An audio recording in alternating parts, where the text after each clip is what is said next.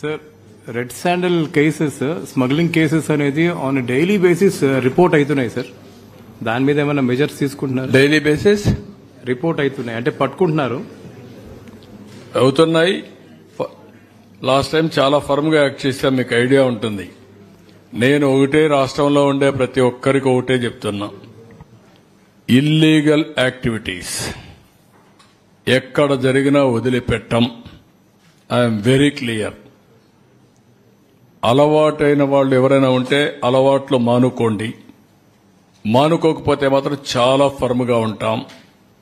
రెండోది, గంజాయి మత్తులో లేకుంటే మద్యం మత్తులో ఇష్టానుసారంగా ఆడబిడ్డలపైన అత్యాచారాలు చేయడం, నేరాలు చేయడం, గంజాయి దాగి రోడ్డు మీద పడడం, ఇవి చేస్తే మాత్రం చాలా జాగ్రత్తగా ఉండండి.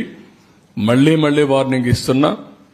ఒకసారి చెప్పా, రెండోసారి చెప్పా, మూడోసారి చెప్పా, రేపు ఏం చేయాలనో కఠినంగా వ్యవహరించి చేసి చూపిస్తాం. హెచ్చరిక చేస్తున్నా రాష్ట్రంలో ప్రతి ఒక్కరికి, యాంటీ సోషల్ ఎలిమెంట్స్ కి అందరికీ హెచ్చరిక చేస్తున్నాం. అందుకే ఈ రోజు జరిగిన నంద్యాలలో జరిగిన ఇన్సిడెంట్ గాని, అదే మరి ఈస్ట్ గోదావరిలో శ్రీకాకుళంలో జరిగిన ఇన్సిడెంట్ గాని చాలా సర్వసభ్యం సమాజం చీకొట్టే సందర్భాలు ఇవి. ఏంటంటే 9 సంవత్సరాల అమ్మాయి, 3 దేశపోయి రేపు చేయడం ఏంటి, అమ్మాయిని చంపేయడం ఏంటి, వాళ్ళు మైనర్స్ ఏంటి, మైనర్స్ కూడా మారి తయారైపోయే పరిస్థితికి వచ్చారు, వాళ్ళని కూడా చెడుదారిని పెట్టే పరిస్థితికి వచ్చారు. ఇక్కడేంటి 6 నెలల అమ్మాయి ఏంటండి,